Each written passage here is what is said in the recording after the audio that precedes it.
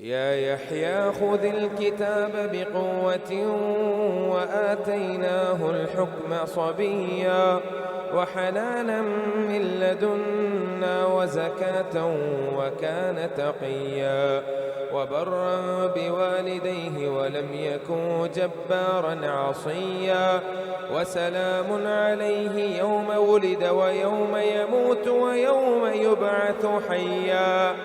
واذكر في الكتاب مريم إذ انتبذت من أهلها مكانا شرقيا فاتخذت من دونهم حجابا فأرسلنا إليها روحنا فتمثل لها بشرا سويا قالت إني أعوذ بالرحمن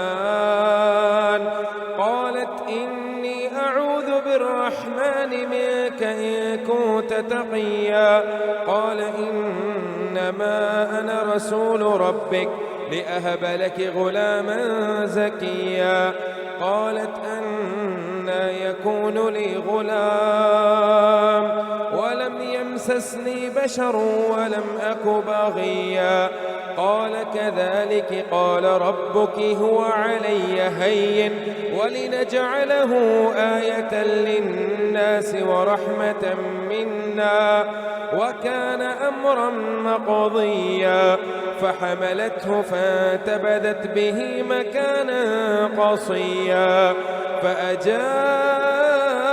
المخاض إلى جذع النخلة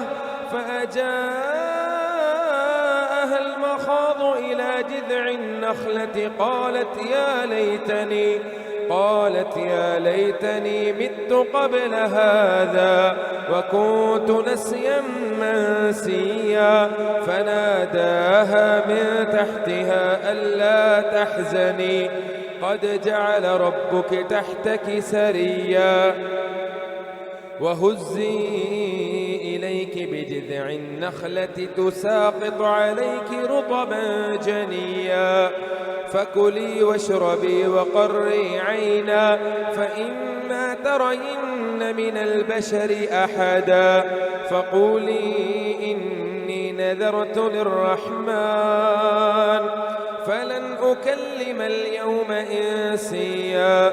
فكلي واشربي وقري عينا فإما ترين من البشر أحدا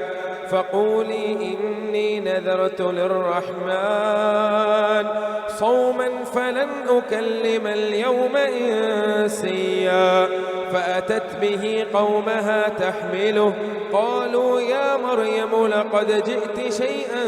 فريا يا أخت هارون ما كان أبوك امرأ سوء وما كانت أمك بغيا فأشارت إليه قالوا كيف نكلم من كان في المهد صبيا قال إني عبد الله آتاني الكتاب وجعلني نبيا وجعلني مباركا أينما كنت وأوصاني بالصلاة والزكاة ما دمت حيا وبرا بوالدتي ولم يجعلني جبارا شقيا والسلام علي يوم ولدت ويوم أموت ويوم أبعث حيا ذلك عيسى بن مريم قول الحق الذي فيه يمترون ما كان لله أن يتخذ من ولد سبحانه إذا قضى أمرا فإنما يقول له كن فيكون وإن الله ربي وربكم فاعبدوه هذا صراط مستقيم فاختلف الأحزاب من بينهم فويل للذين كفروا من مشهد يوم عظيم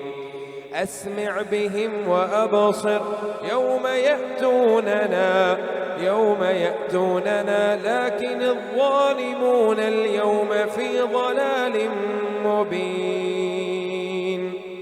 وأنذرهم يوم الحسرة إذ قضي الأمر وهم في غفلة وهم لا يؤمنون إنا نحن نرث الأرض ومن عليها وإلينا يرجعون واذكر في الكتاب إبراهيم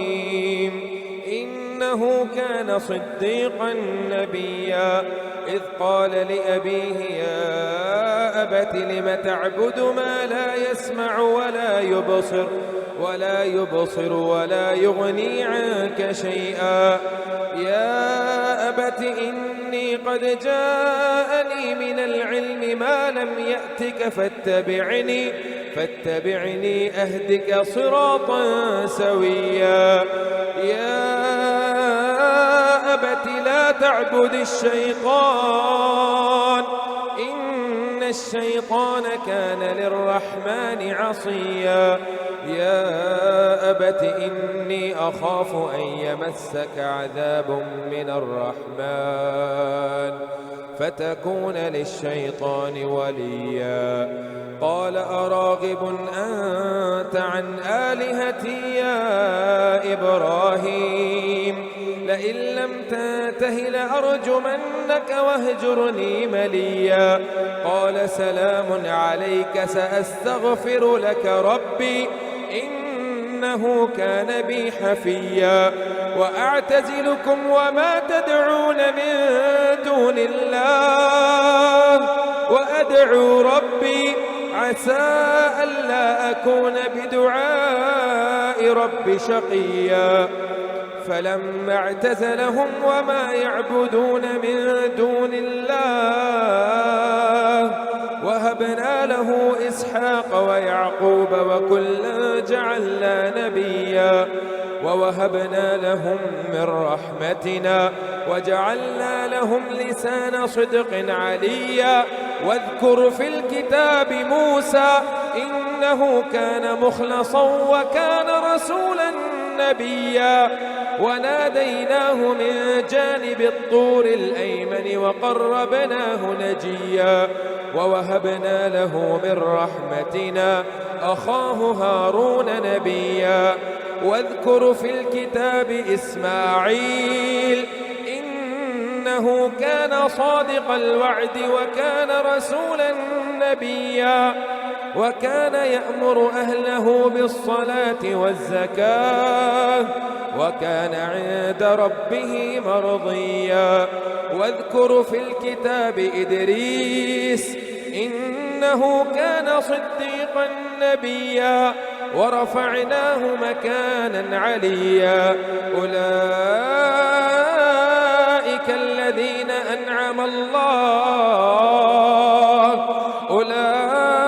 الذين أنعم الله عليهم من النبيين من ذرية آدم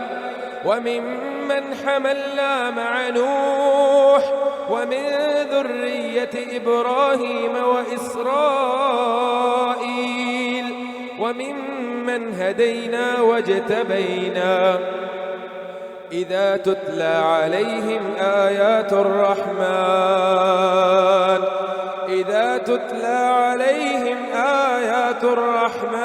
خروا سجدا وبكيا فخلف من بعدهم خلف أضاعوا الصلاة واتبعوا الشهوات فسوف يلقون غيا إلا من تاب وآمن وعمل صالحا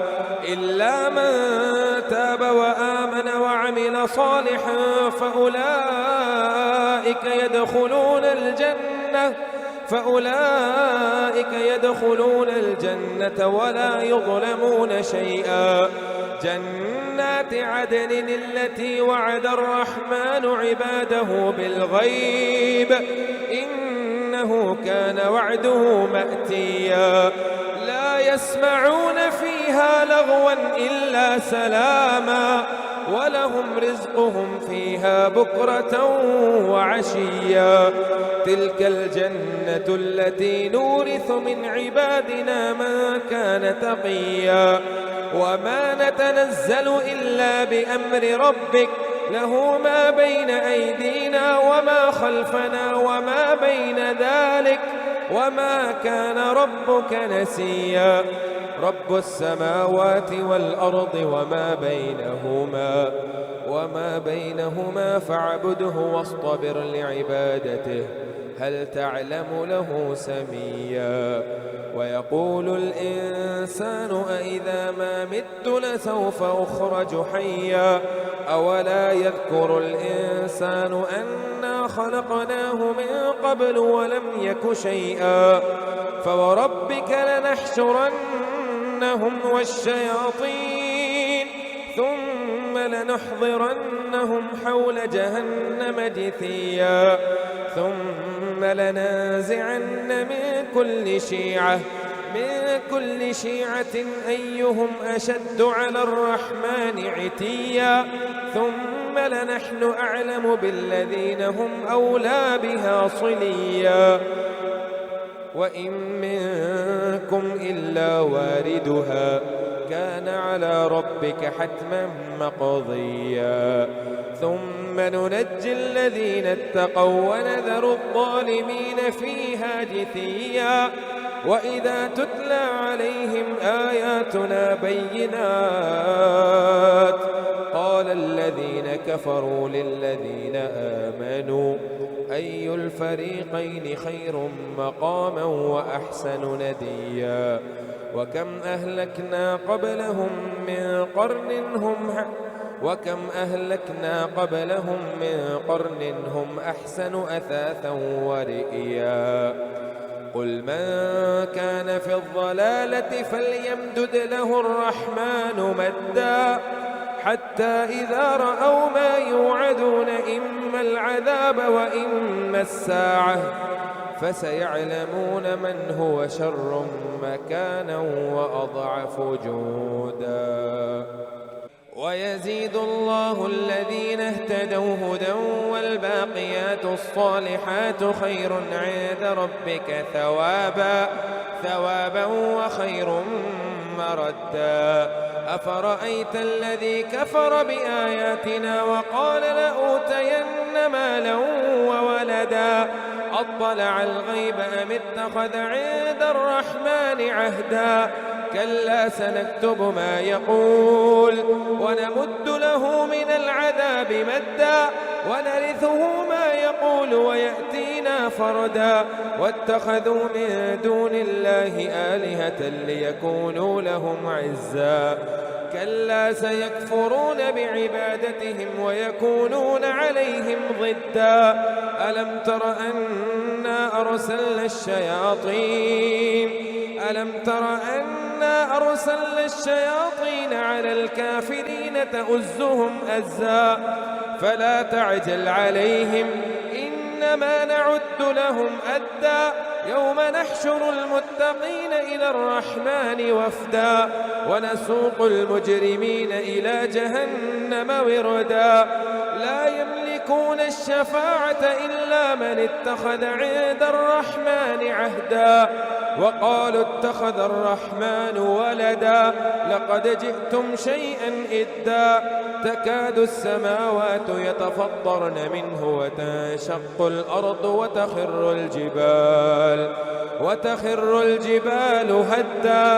أن دعوا للرحمن ولدا وما ينبغي للرحمن أن يتخذ ولدا إن كل من في السماوات والأرض إلا آتي الرحمن عبدا لقد أحصاهم وعدهم أدا وكلهم آتيه يوم القيامة فردا إن الذين آمنوا وعملوا الصالحات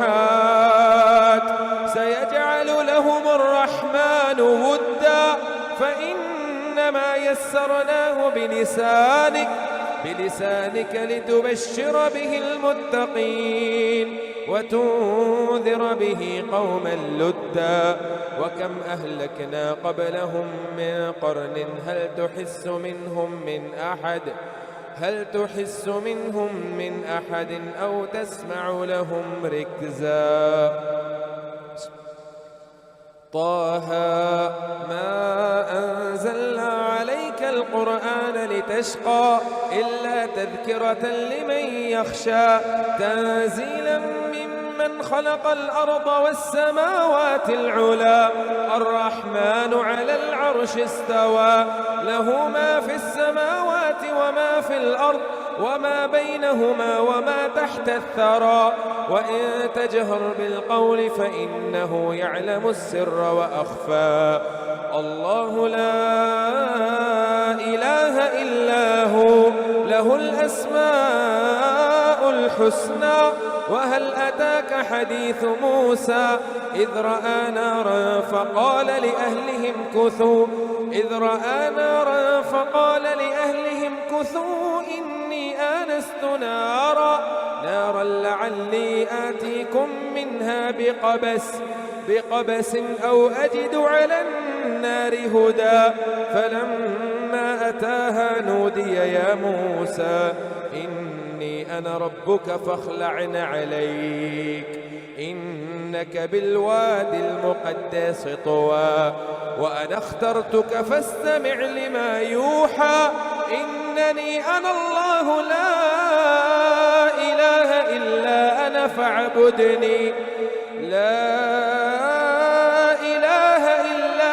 فاعبدني وأقم الصلاة لذكري إن الساعة آتية أكاد أخفيها لتجزى كل نفس بما تسعى فلا يصدنك عنها من لا يؤمن بها واتبع هواه فتردى وما تلك بيمينك يا موسى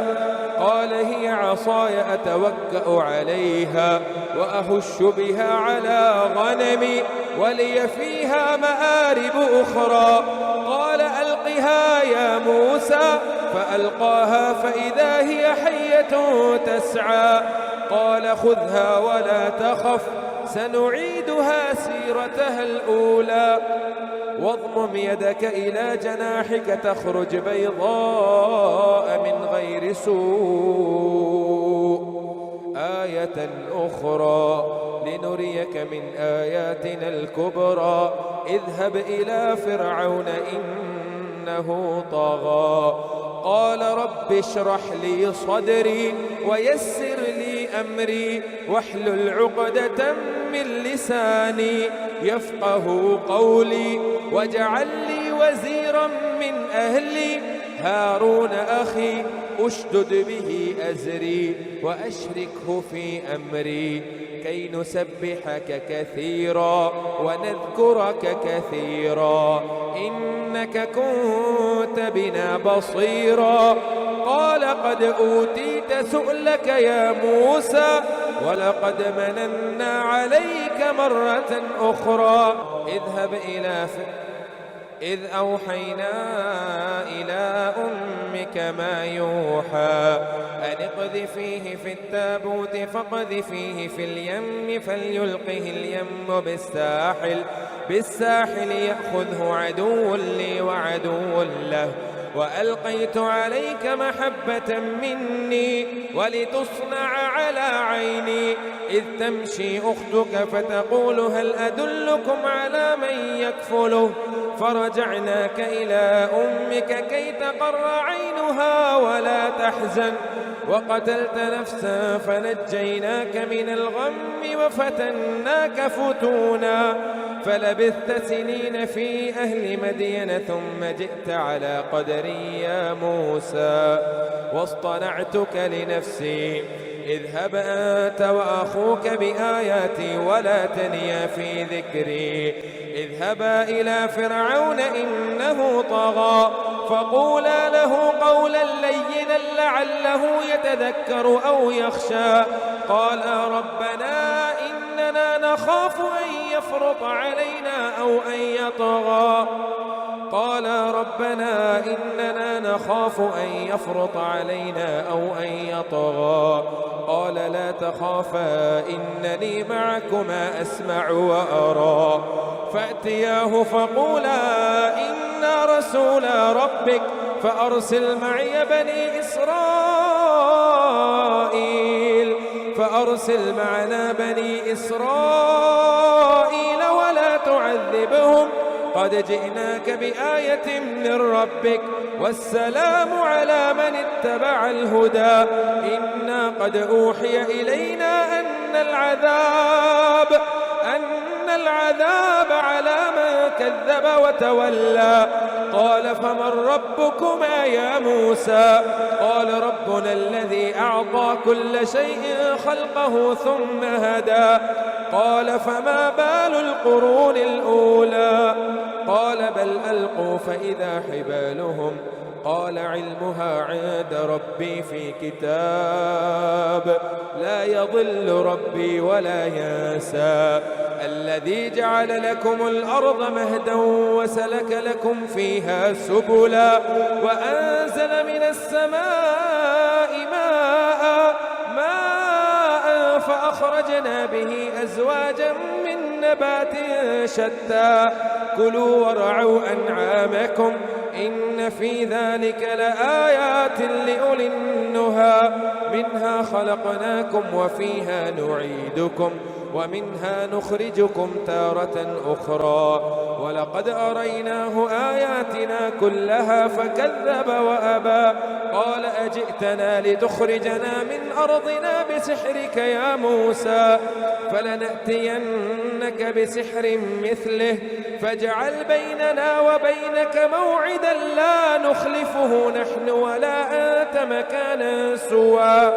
قال موعدكم يوم الزينة وأن يحشر الناس ضحى فتولى فرعون فجمع كيده ثم أتى قال لهم موسى ويلكم لا تفتروا على الله كذبا فيسحتكم بعذاب وقد خاب من افترى فتنازعوا أمرهم بينهم وأسروا النجوى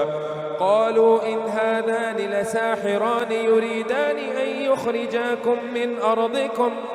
أرضكم بسحرهما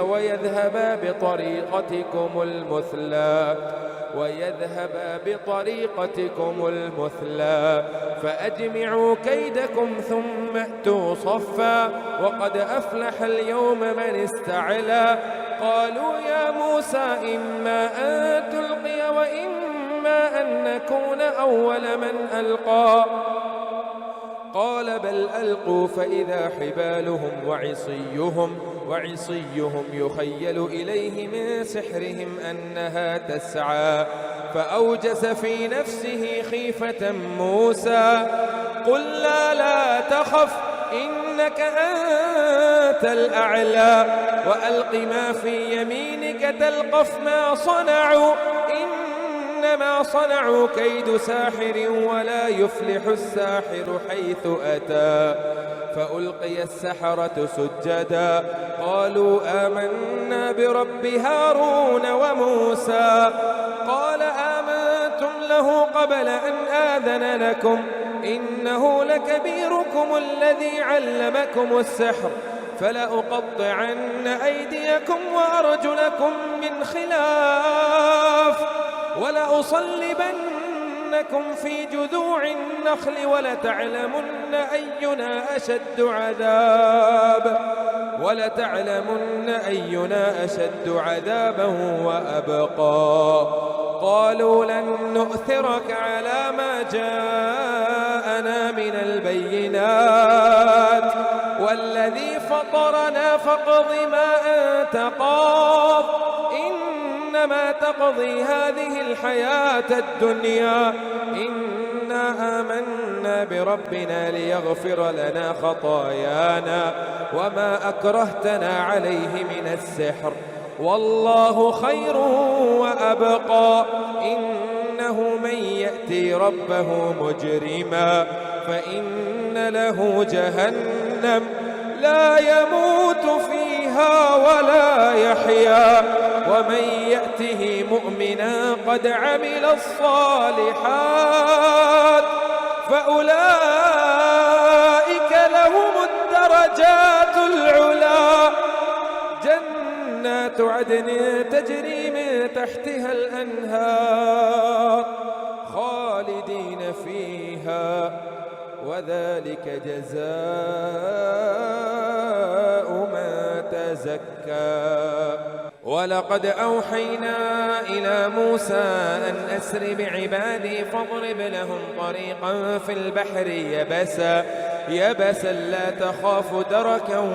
ولا تخشى فأتبعهم فرعون بجنوده فغشيهم من اليم ما غشيهم وأضل فرعون قومه وما هدى. يا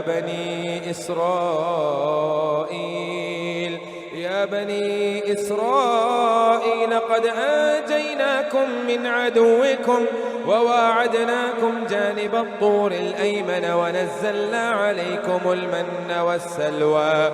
كلوا من طيبات ما رزقناكم ولا تطغوا فيه فيحل عليكم غضبي ومن يحلل عليه غضبي فقد هوى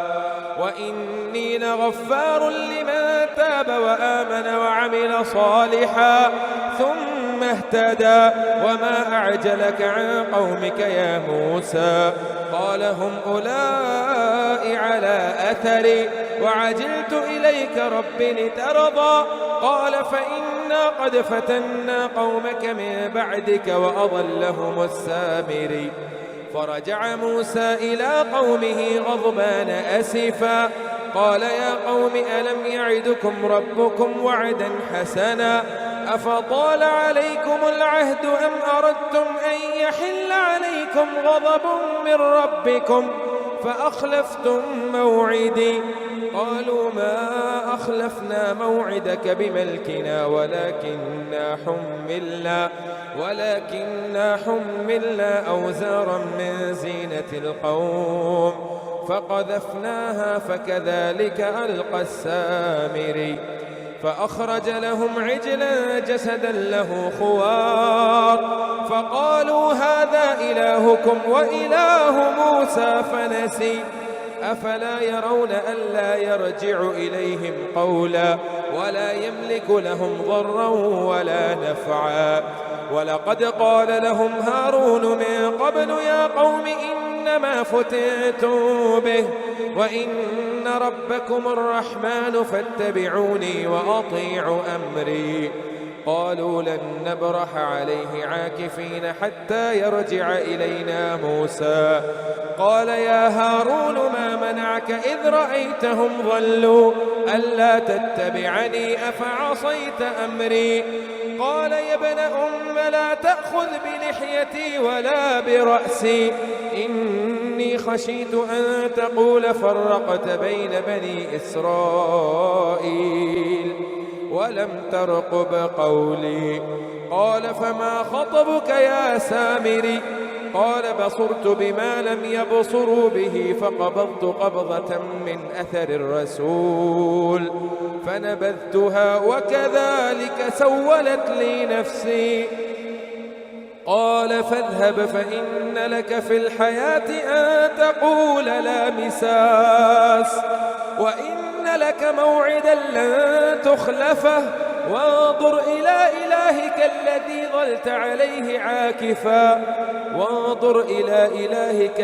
ظلت عليه عاكفا لنحرقنه ثم لننسفنه في اليم نسفا. إنما إلهكم الله الذي لا إله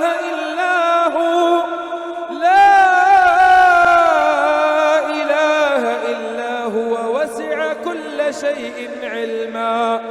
كذلك نقص عليك من أنباء ما قد سبق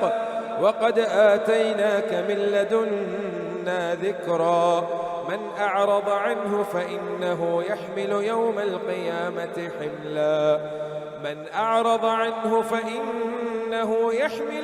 القيامة وزرا خالدين فيه وساء لهم يوم القيامة حملا. يوم ينفخ في الصور ونحشر المجرمين يومئذ زرقا يتخافتون بينهم إن لبثتم إلا عشرا نحن أعلم بما يقولون إذ يقول أمثلهم طريقة إن لبثتم إلا يوما ويسألونك عن الجبال فقل ينسفها ربي نسفا فيذرها قاعا صفصفا لا ترى فيها عوجا ولا أمتا يومئذ يتبعون الداعي لا عوج له وخشعت الأصوات للرحمن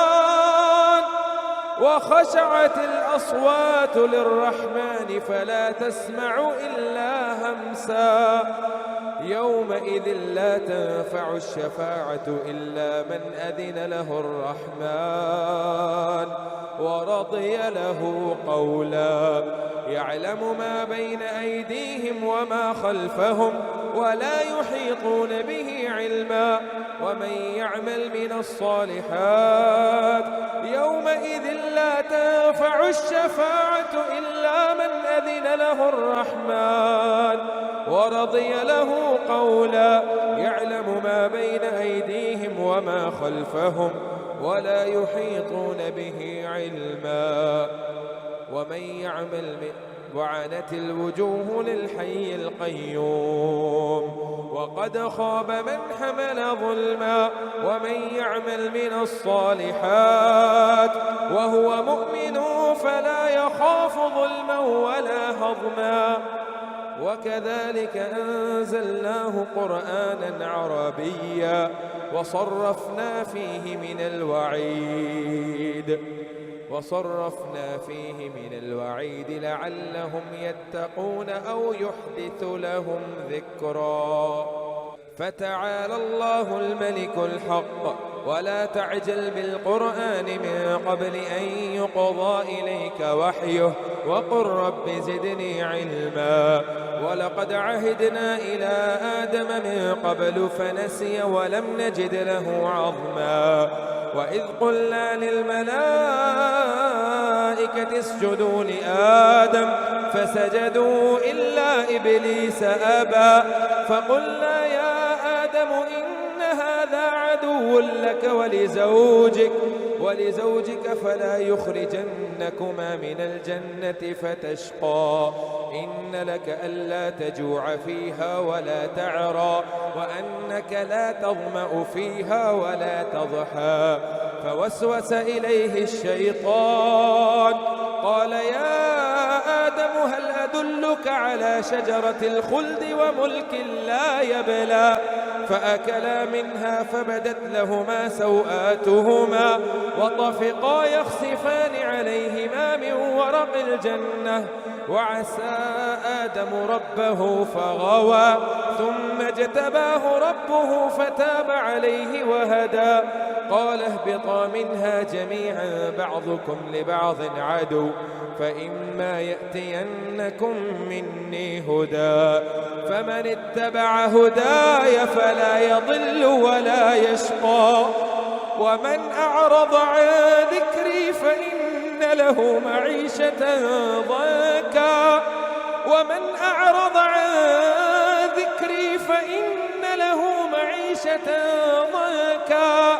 ونحشره يوم القيامة أعمى قال رب لم حشرتني أعمى وقد كنت بصيرا قال كذلك أتتك آياتنا فنسيتها وكذلك اليوم تنسى وكذلك نجزي من أسرف ولم يؤمن بآيات ربه ولعذاب الآخرة أشد وأبقى أفلم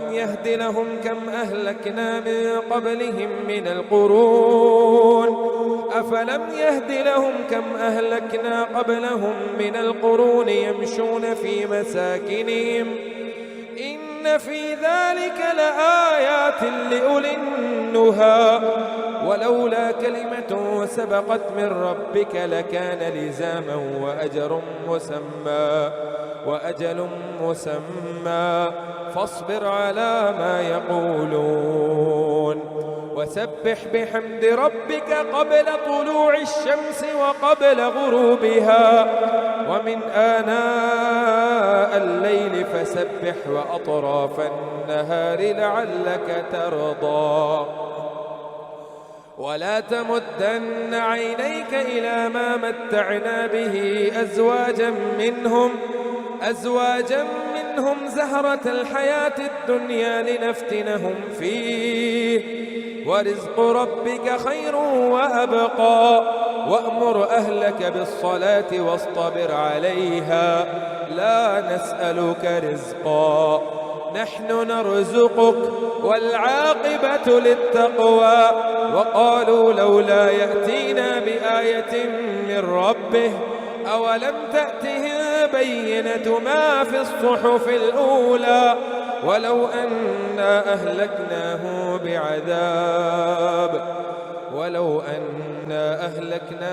بعذاب من قبله فقالوا ربنا لولا أرسلت إلينا رسولا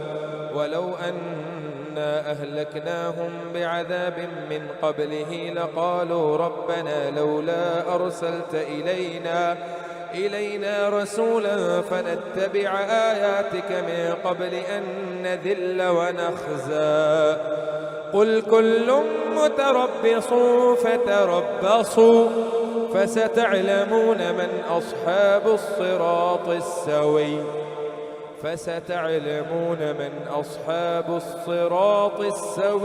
ومن اهتدى اقترب للناس حسابهم وهم في غفلة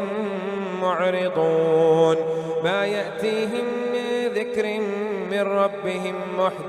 محدث إلا استمعوه وهم يلعبون لاهية قلوبهم وأسروا النجوى الذين ظلموا هل هذا إلا بشر مثلكم أفتأتون السحر وأنتم تبصرون قال ربي يعلم القول في السماء والأرض وهو السميع العليم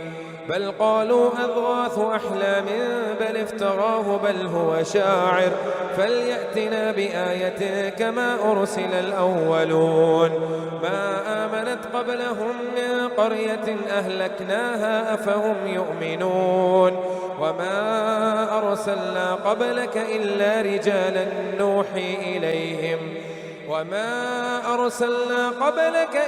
رجالا نوحي إليهم فاسألوا أهل الذكر إن كنتم لا تعلمون وما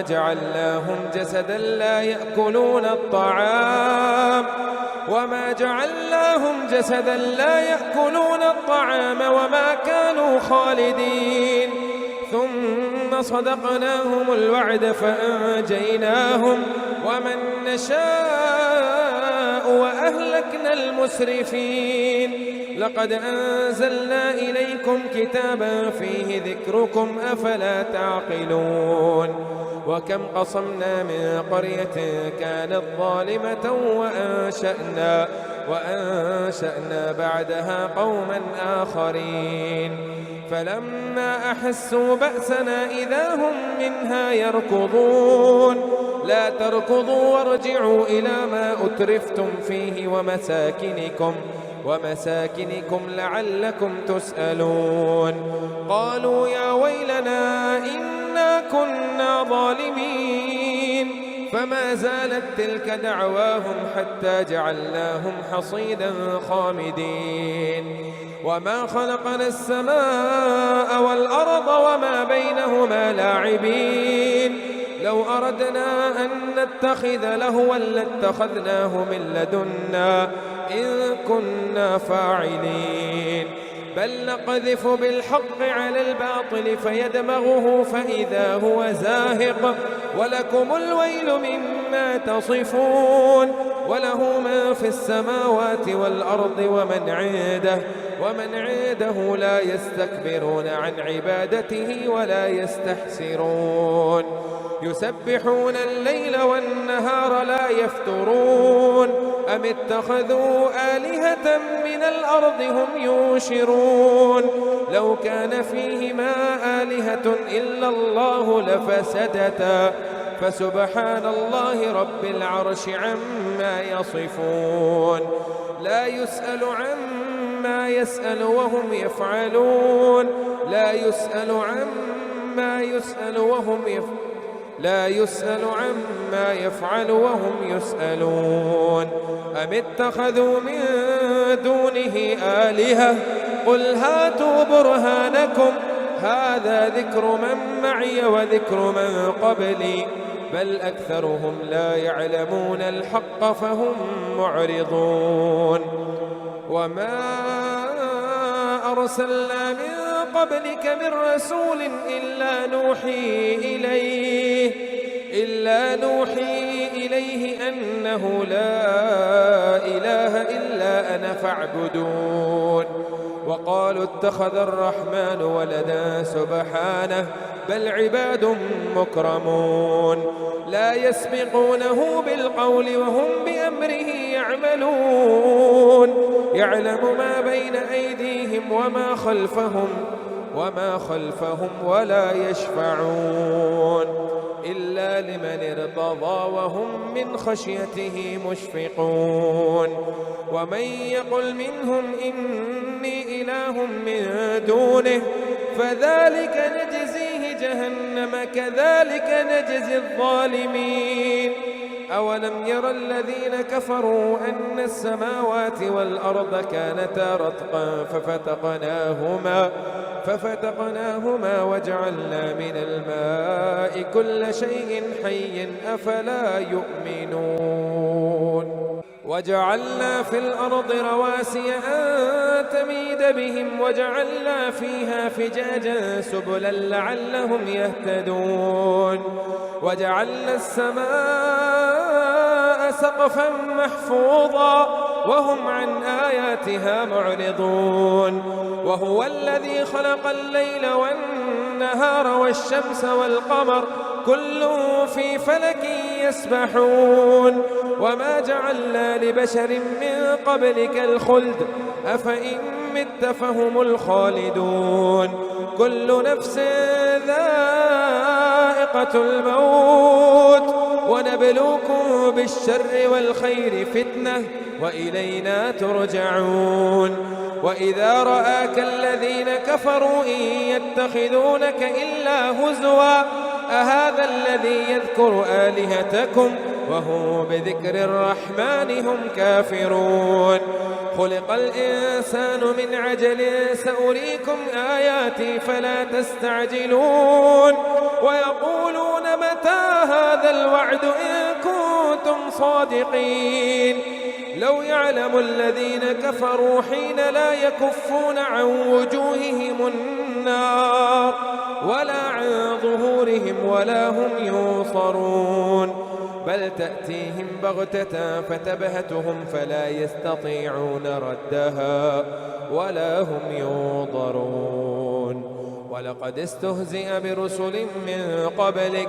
فحاق بالذين سخروا منهم ما كانوا به يستهزئون قل من يكلؤكم بالليل والنهار من الرحمن بل هم عن ذكر ربهم معرضون أم لهم آلهة تمنعهم من دوننا لا يستطيعون نصر أنفسهم ولا هم منا يسحبون بل متعنا هؤلاء وآباءهم حتى طال عليهم العمر أفلا يرون أنا نأتي الأرض ننقصها من أطرافها أفهم الغالبون قل إنما أنذركم بالوحي ولا يسمع الصم الدعاء إذا ما ينذرون ولئن مستهم نفحة من عذاب ربك ولئن مستهم نفحة من عذاب ربك ليقولن يا ويلنا إنا كنا ظالمين. ونضع الموازين القسط ليوم القيامة فلا تظلم نفس شيئا وإن كان مثقال حبة من خردل أتينا بها وكفى بنا حاسبين. ولقد آتينا موسى وهارون الفرقان وضياء وذكرا للمتقين الذين يخشون ربهم بالغيب وهم من الساعة مشفقون. وهذا ذكر مبارك أنزلناه أفأنتم له منكرون. ولقد آتينا إبراهيم رشده من قبل وكنا به عالمين إذ قال لأبيه وقومه ما هذه التماثيل التي أنتم لها عاكفون قالوا وجدنا آباءنا لها عابدين. قال لقد كنتم أنتم وآباؤكم في ضلال مبين. قالوا أجئتنا بالحق أم أنت من اللاعبين. قال بل ربكم رب السماوات والأرض الذي فطرهن وأنا على ذلكم من الشاهدين. وتالله لأكيدن أصنامكم بعد أن تولوا مدبرين. فجعلهم جذاذا إلا كبيرا لهم لعلهم إليه يرجعون. قالوا من فعل هذا بآلهتنا إنه لمن الظالمين. قالوا سمعنا فتى يذكرهم يقال له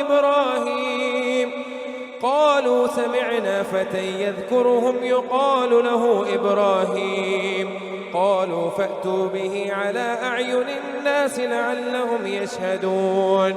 قالوا أأنت فعلت هذا بآلهتنا يا إبراهيم؟ قال بل فعله كبيرهم هذا فاسألوهم إن كانوا ينطقون.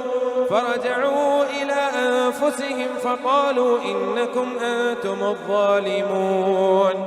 ثم نكسوا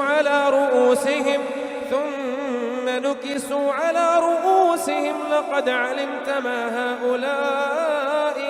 ينطقون. قال أفتعبدون من دون الله ما لا ينفعكم شيئا ولا يضركم أف لكم ولما تعبدون من دون الله أفلا تعقلون. قالوا حرقوه وانصروا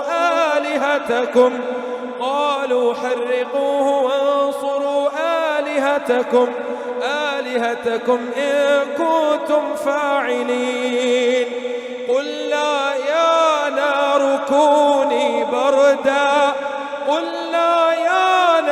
كوني بردا وسلاما على إبراهيم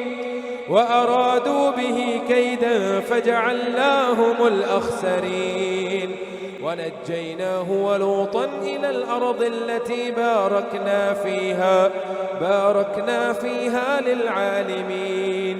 ووهبنا له إسحاق ونجيناه ولوطا إلى الأرض التي باركنا فيها للعالمين. ووهبنا له إسحاق ويعقوب نافلة وكلا جعلنا صالحين وجعلناهم أئمة يهدون بأمرنا وأوحينا إليهم فعل الخيرات وإقام الصلاة وإيتاء الزكاة وكانوا لنا عابدين. ولوطا آتيناه حكما وعلما ونجيناه من القرية التي كانت تعمل الخبائث الخبائث إنهم كانوا قوم سوء فاسقين وأدخلناه في رحمتنا إنه من الصالحين ونوحا إذ نادى من قبل فاستجبنا له فنجيناه وأهله من الكرب العظيم ونصرناه من القوم الذين كذبوا بآياتنا إنهم كانوا قوم سوء فأغرقناهم أجمعين وداود وسليمان إذ يحكمان في الحرث إذ نفشت فيه غنم القوم وكنا لحكمهم شاهدين ففهمناها سليمان وكلا آتينا حكما وعلما وسخرنا مع داود الجبال يسبحن والطير وكنا فاعلين وعلمناه صنعة لبوس لكم لتحسنكم من بأسكم فهل أنتم شاكرون ولسليمان الريح عاصفة تجري بأمره إلى الأرض التي باركنا فيها وكنا بكل شيء عالمين ومن الشياطين من يغوثون له ويعملون عملا دون ذلك وكنا لهم حافظين وأيوب إذ نادى ربه أني مسني الضر وأنت أرحم الراحمين فاستجبنا له فكشفنا ما بهم من ضر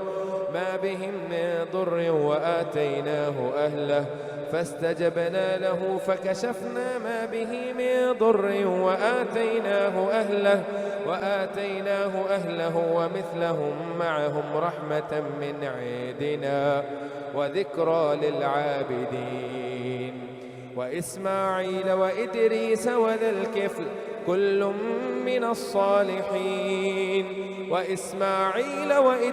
وذا الكفل كل من الصابرين وأدخلناهم في رحمتنا إنهم من الصالحين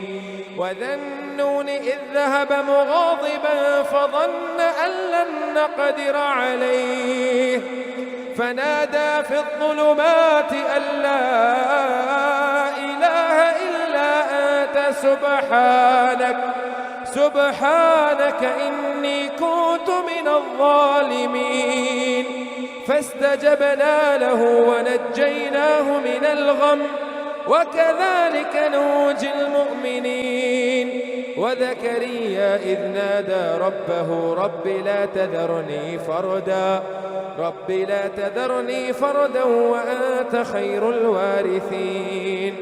فاستجبنا له ووهبنا له يحيى وأصلحنا له زوجه إنهم كانوا يسارعون في الخيرات ويدعوننا رغبا ورهبا وكانوا لنا خاشعين والتي أحصنت فرجها فنفخنا فيها من روحنا وجعلناها وابنها آية للعالمين إن هذه أمتكم أمة واحدة وأنا ربكم فاعبدون وتقطعوا أمرهم بينهم كل إلينا راجعون فمن يعمل من الصالحات وهو مؤمن فلا كفران لسعيه وإنا له كاتبون وحرام على قرية أهلكناها أنهم لا يرجعون حتى إذا فتحت يأجوج ومأجوج وهم من كل حدب ينسلون واقترب الوعد الحق فإذا هي شاخصة أبصار الذين كفروا يا ويلنا قد كنا في غفلة من هذا بل كنا ظالمين إنكم وما تعبدون من دون الله حصب جهنم أنتم لها واردون لو كان هؤلاء آلهة ما وردوها وكل فيها خالدون لهم فيها زفير وهم فيها لا يسمعون إن الذين سبقت لهم منا الحسنى أولئك عنها مبعدون لا يسمعون حسيسها وهم فيما اشتهت أنفسهم خالدون لا يحزنهم الفزع الأكبر وتتلقاهم الملائكة هذا يومكم الذي كنتم توعدون يوم نطوي السماء كطي السجل للكتب كما بدأنا أول خلق نعيده وعدا علينا إنا كنا فاعلين ولقد كتبنا في الزبور من بعد الذكر أن الأرض يرثها عبادي الصالحون إن في هذا لبلاغا لقوم عابدين وما أرسلناك إلا رحمة للعالمين قل إنما يوحى إلي أنما إلهكم إله واحد فهل أنتم مسلمون فإن تولوا فقل آذنتكم على سواء وإن أدري أقريب أم بعيد ما توعدون إنه يعلم الجهر من القول ويعلم ما تكتمون وإن أدري لعله فتنة لكم ومتاع إلى حين قال رب احكم بالحق وربنا الرحمن المستعان على ما تصفون.